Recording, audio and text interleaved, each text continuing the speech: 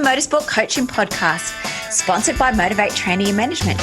This is a podcast where we talk to drivers and industry experts to help you maximize your performances on and off the track. Let's get started with today's show.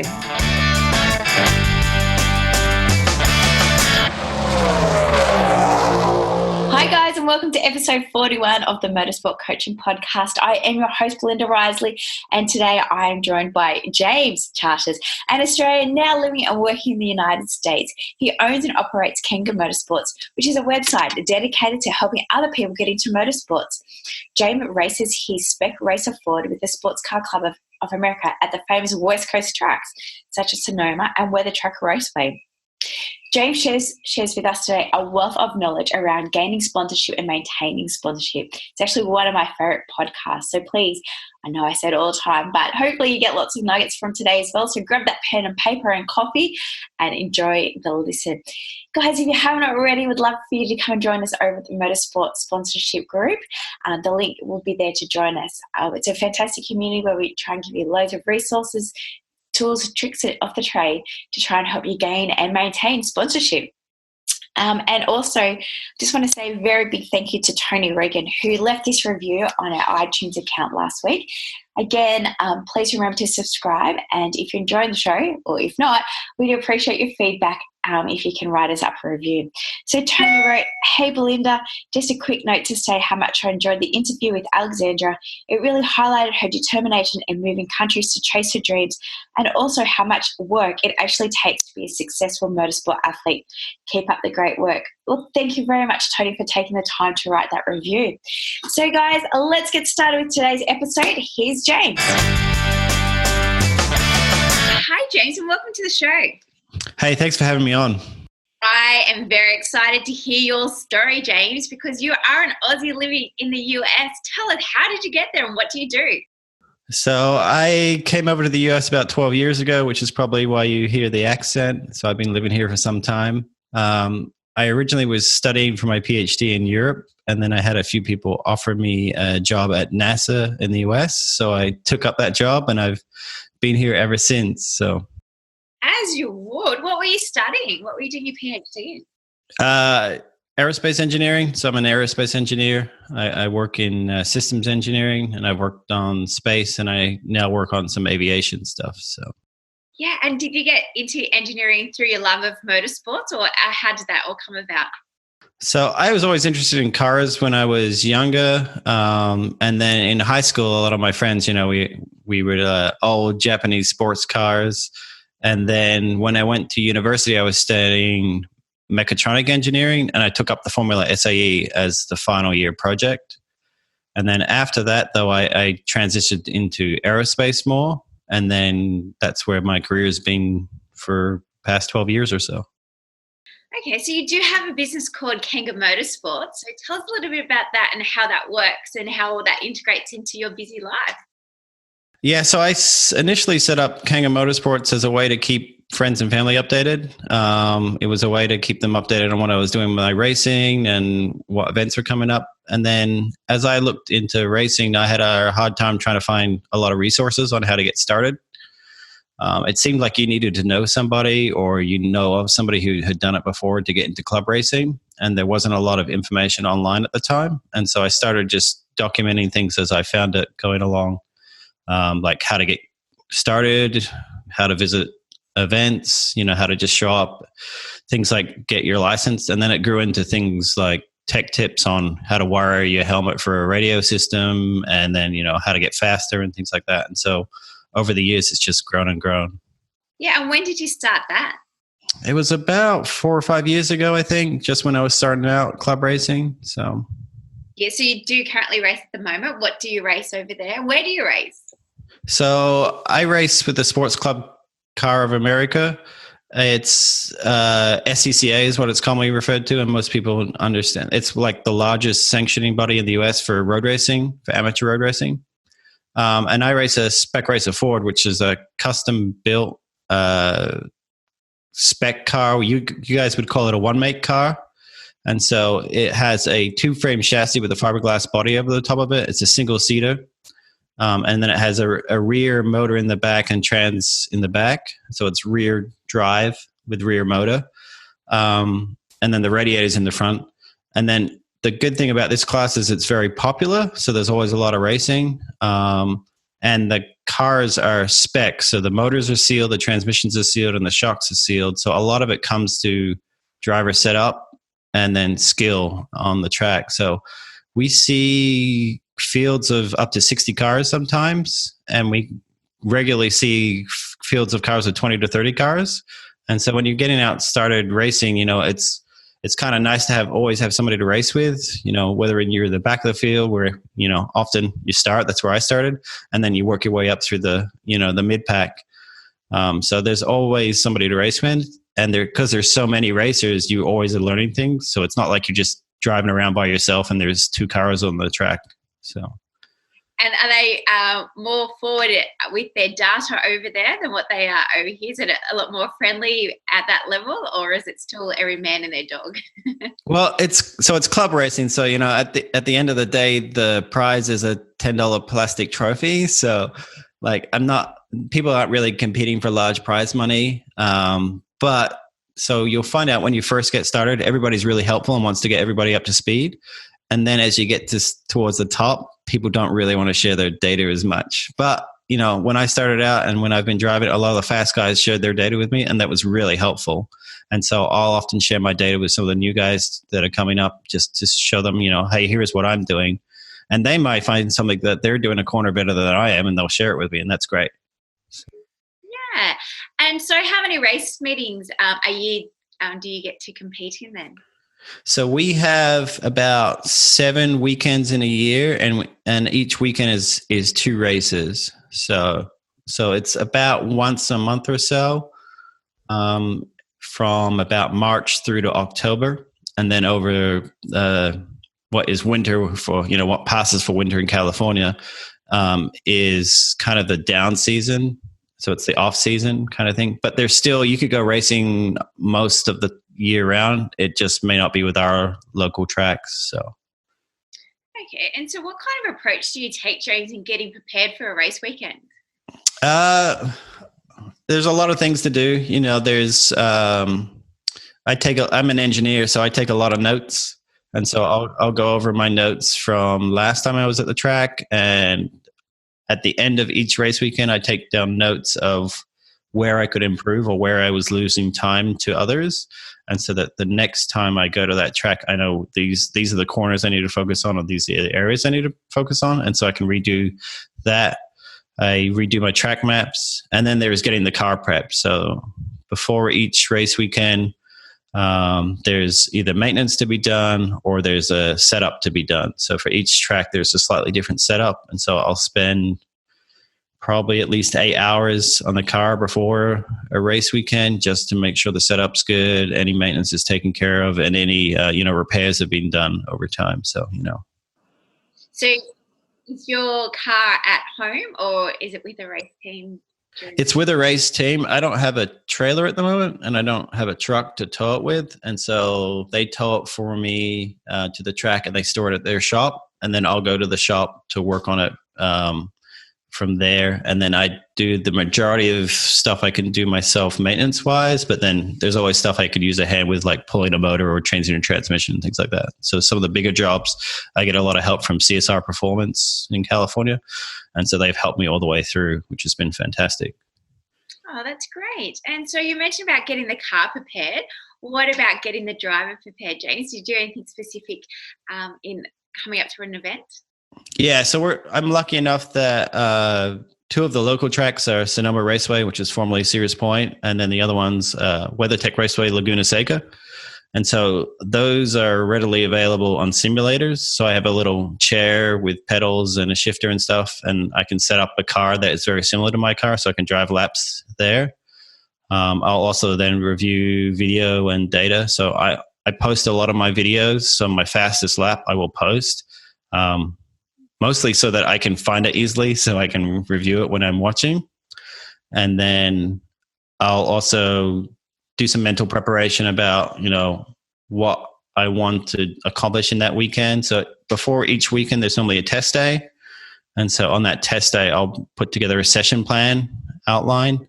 And then as the day evolves, that plan may or may not change. And so I may have certain goals for certain sessions as I go through, and then I see how I did against those sessions. But, some things come up and you can't always follow your plan. And so you just have to adjust as you go. Yeah. And I was going to say, what about media and stuff? Like, as an amateur race car driver, what kind of, I guess, business aspects do you think is really important? Yeah, so I do a lot of media setup before an event. I will have a splash banner for the event that's done ahead of time, and that will list, event times. And as soon as the schedule comes out, then I'll update it with all my session times so that people can follow along. And then that also has my sponsors listed on for that event. And then throughout the weekend, I'll pre-program some stuff to occur. So like each morning I'll show, hey, here's where the live timing and scoring is, and here's the sessions that I'm running of the day so that, friends and fans can follow along. And that will be pre-scheduled. And then throughout the weekend, I'll also update in real time things that are happening, how I did in different sessions, and then how I did in qualifying, how I did in the race, and a little bit of the backstory behind it, try and tell a story with each of the posts. And so there's a fair amount of work that goes to that. And then after a race weekend, I'll do a full race report, and then that gets sent off to all my sponsors. And I will also send them a custom note to each of the sponsors, letting them know what I did for them that week, and the impact it has. And it will have links either to the race report or my race videos, or if I've worked with them on a recent partnership for an article or a video and stuff, it'll link to that as well, and let them know how that promotion is really performing. So that's a fair amount of work there that I do just in servicing the sponsorships. So that's fantastic. I love what you're saying, James. You're echoing my words. So thanks very much for all of that. So you do realize that sponsorship is very important in just, even if you want to race at amateur level. So you're mentioning about doing some of those things for the sponsors. What kind of, I guess, commitment have they shown to you? Like, have you now found that you've got long-term sponsorships? Have you got better working relationships with these sponsors? What are the benefits being for both parties, both yourself as a driver and for the sponsor? So I think, I definitely have some longer term sponsorships over time. So I'm really appreciative of, especially of a few sponsors, gave me a shot. I was kind of unknown when I first started out. I didn't have a lot of materials and stuff. And so we started off with something small, and then I tried to over deliver on that. And then from there, it's just grown. One of our partners, Butler built racing seats. So we started out and they were looking to sell one product. And so I helped produce some content for them to sell that product, a video and an install kit and stuff. And then from there, that's grown into multiple products and promotions that we've done together. And so when they're trying out some new products, or they're trying to move or other types of products, they'll work with me to create a program to help them. And also to help inform other races about, hey, this is how you install things. A lot of these companies, especially the small companies, they don't have a lot of resources to either do promotion at the track or do promotion of, how-to articles and install articles. That takes a lot of time. And so when I have the skill set to be able to do that for them, I can fill that gap in their business needs. Yeah, and is marketing something that you enjoy doing, or you just know it's a have to in order to stay out on the racetrack?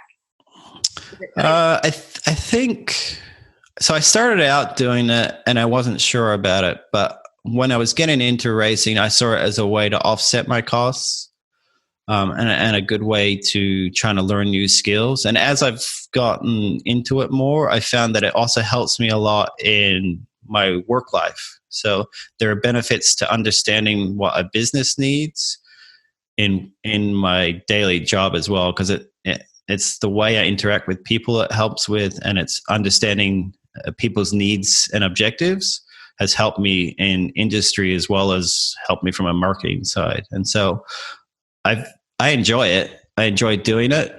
And so it's kind of grown with me as I've grown in my abilities to do it. Yeah, and I'm sure the sponsors are very thankful for that as well. Yeah. It's been good. I've got a lot of good feedback, and I really appreciate everybody who's come along to help me. It's definitely helped my racing program, and it kind of grows upon itself. So when I do a good job with one sponsor, often it will result in working with another sponsor or being able to do some business to business work as well. Sure does. It's the world of networking, isn't it? And it's easier to get a sponsor to be, I guess, a testimonial or reference for you, and to bring their network on, as opposed to you having to try and seek cold leads. Yeah, and it definitely helps in when you're doing a pitch with a new company to show them how you've helped increase sales or what kind of promotions you can do, and you have concrete examples to show them. I think there's a lot of people that just ask for money and don't really ask, how do you help the business? And so my first question always is, hey, how can I help you and what are your needs? It's not, hey, how can you help me? It's how can I help you? Because I was taught that very early on from one of my mentors that I was working with at Bonner Race Marketing, that's really what it's all about. And then you will get that return even more so than if you just go in asking for checks.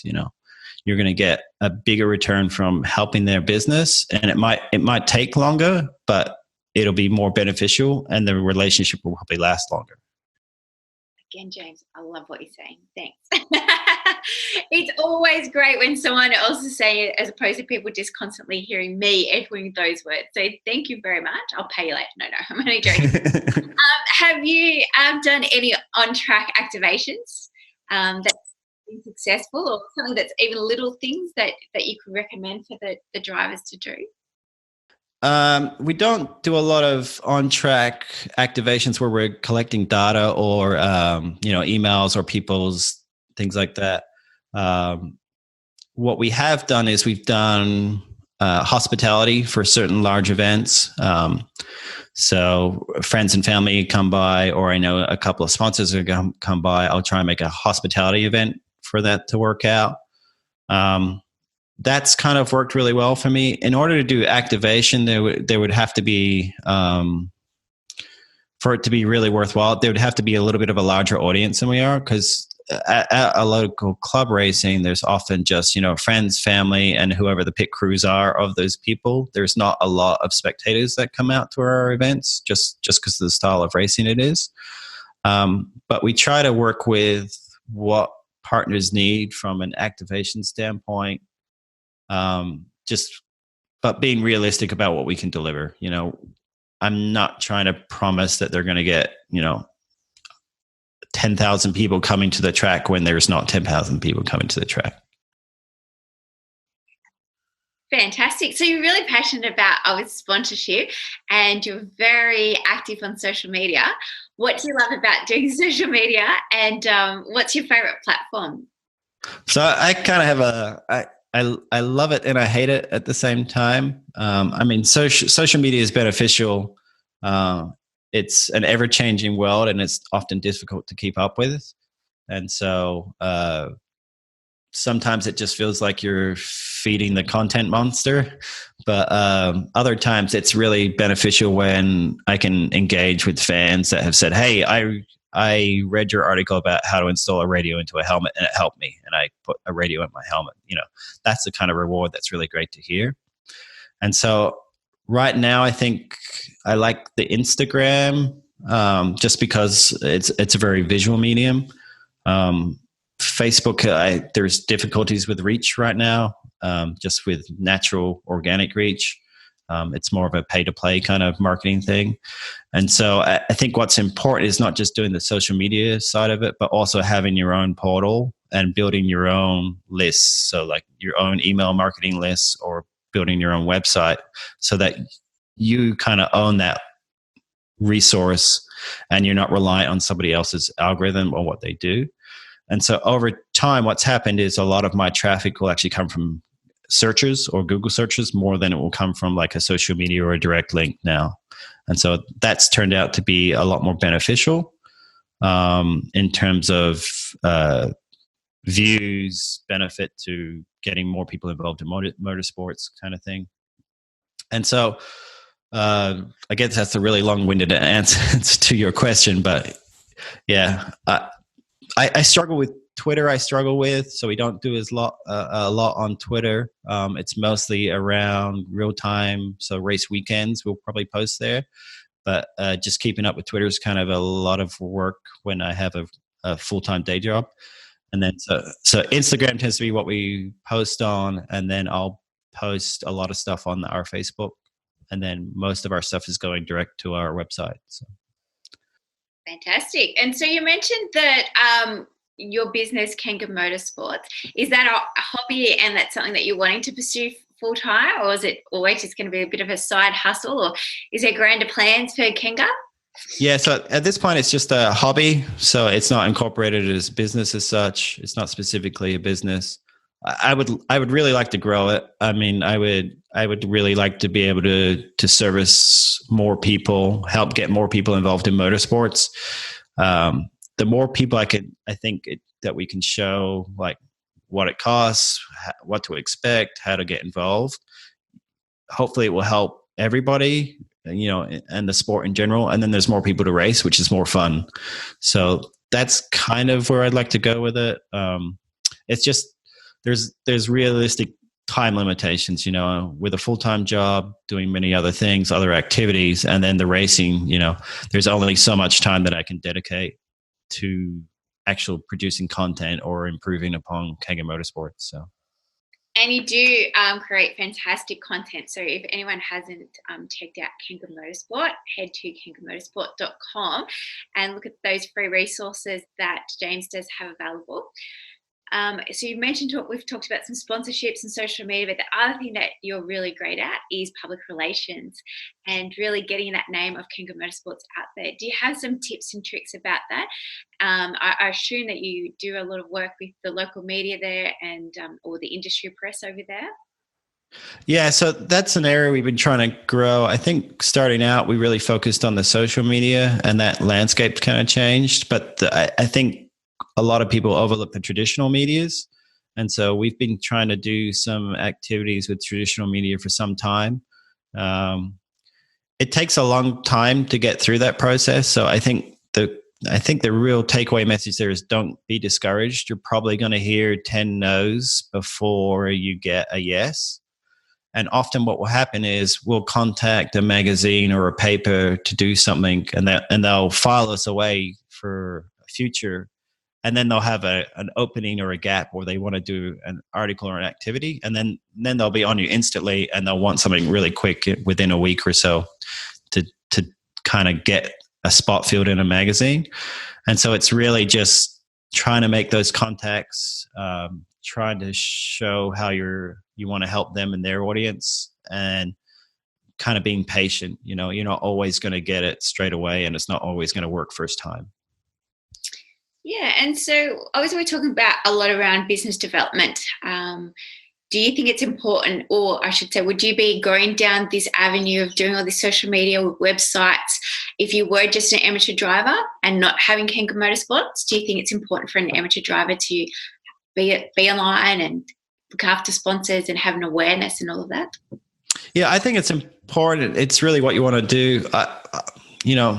Realistically, I'm doing it to offset my costs. The club racing costs in general are quite high, and so if I can offset those costs by doing business to business or business to consumer kind of activation and avenues, then I can really kind of do more events. And that was my original driver for when I wanted to, because I used to only just be able to do half a season or so. And so I would do,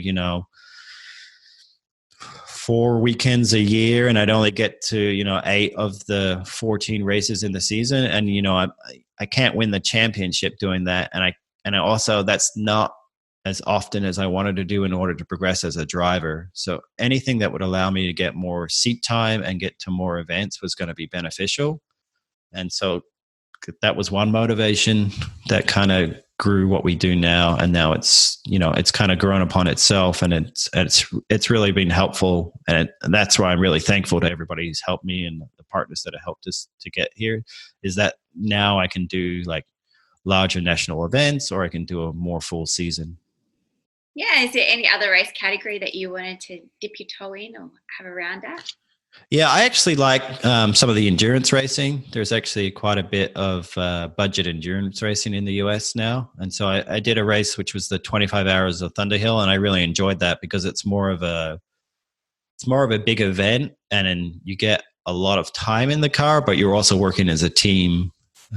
Whereas the club racing tends to be more of a sprint kind of activity. So it's maybe 25 to 35-minute races, but you spend, 3 days getting ready for 2 25-minute races. It's a lot of work and time to do a short amount of track time. And so I think doing the endurance events, you also get better at like skills like passing and racecraft because there's a large disparity in speeds. And so you're either being passed or you're passing a lot of people in your 1 to 2 hour stints. So.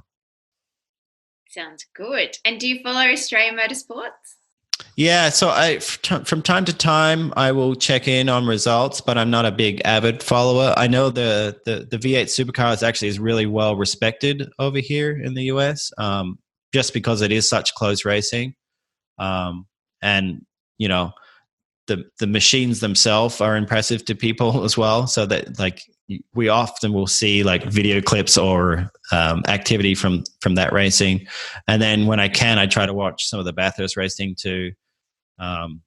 But it's all a time balance thing. I'm either working on racing or I'm watching racing. I'd rather be working on racing. So that's all racing yourself. Yeah, or racing. Yeah. And so do you get back to Australia often, James? Like, have you actually been to Bathurst, or have you done a lap around Bathurst at all? Or? No, I've actually never been to Bathurst. That would be one thing to do definitely when we go back. My wife and I, she's from the US. We go back every 2 to 3 years, so we get back to see family. My brother has some young kids, and it's always nice to see them and see the family. So we try to do that every couple of years, just because it is expensive. We don't go all the time, so probably because I'm spending the money on tires. That's right. There's always motorsport parts or things. Yeah, there's always something on the car.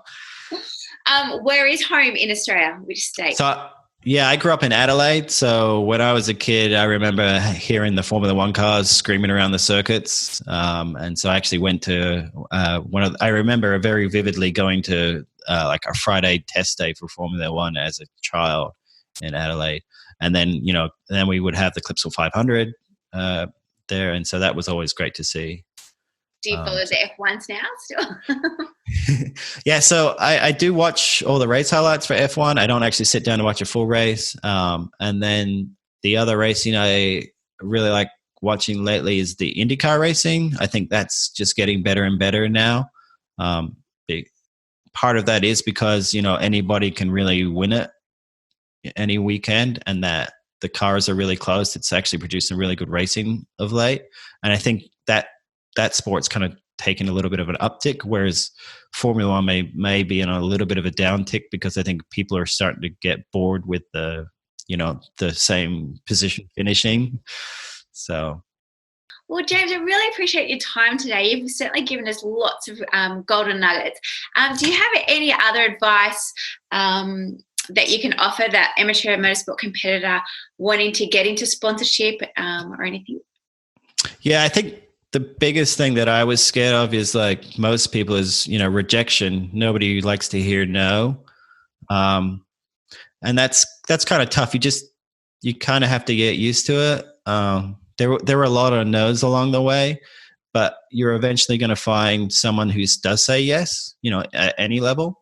And then when you do find that person, try to underpromise and overdeliver. And so it's not a numbers game, though. I want to make don't just go sending packages to everybody. It's not a numbers game. Be very thoughtful in how you do it, and you're more likely to get a yes than you are a no. If you just randomly send out a whole bunch of stuff, which I've seen and people have actually sent to me, it's really not going to be useful. So I would say approach a company, try to understand the company, ask them how you can help them, and be okay with getting rejections at the start. And like anything, it's the more you practice, the better you'll get at it. So, I was probably sounded really nervous when I was first calling people and trying to, but as you get better at it, you kind of get used to it. That's right. And it is just practice, but also just believing in your product, and that product is being yourself and what you can actually offer. Yeah. Yeah. And that was tough for me to do. And I when I was starting out, I'm like, well, I just, I go racing on the weekend for fun, and I have a website, like who really needs that kind of thing? But companies do, so there'll be lots of companies that, they can't make it out to all the racetracks all the time. And so if you can be there for them to do either product support or help them out as a representative, that's a tangible, and you're already going to be at the racetrack that any small company can really benefit from. So there's something straight there that you can do just as being a competitor. Yeah. And again, you're living their dream. Everybody wants to be a motorsport competitor. And so if you are, that's already a tick in the box, ready to go straight away. Yeah, exactly. Get a CEO that's wanting to fulfill that dream. So, James, thank you again for your time. I really had a lot of fun with this interview today. All the best in the US and with Kanga Motorsports. All the links to Kanga Motorsports will be in today's show notes. As well as James's LinkedIn URL. So if you're wanting to get in contact with James, I'm sure James would be happy to answer any questions. Yep, I'm happy to answer questions. Contact me, email me through kangamotorsports.com, or contact me on the social media at Kanga Motorsports. And I'm happy to help people getting started in motorsports. Well, James, we hope that you come back to Australia soon and get to do your hot lap around Bathurst. Make sure when you come to town that you let us know and we can catch up. That'll be great fun. Yeah, I look forward to that. Thanks again, James. Well, thanks everyone for listening to this week's show. I really hope you enjoyed that one as much as I did. Now, remember, all the show notes with the links and the specials mentioned in today's show are available over at motivatetraining.com.au. If you haven't already, I'd really appreciate it if you could head to iTunes or Stitcher, type in Motorsport Coaching, subscribe, and leave us a review. Each week, I'll read them out and you'll go into monthly draw to win a fantastic prize. If you have any questions or comments, please email us at motivatetraining.com.au or head over to our Facebook page at Motivate to Tea. Until next time, take care.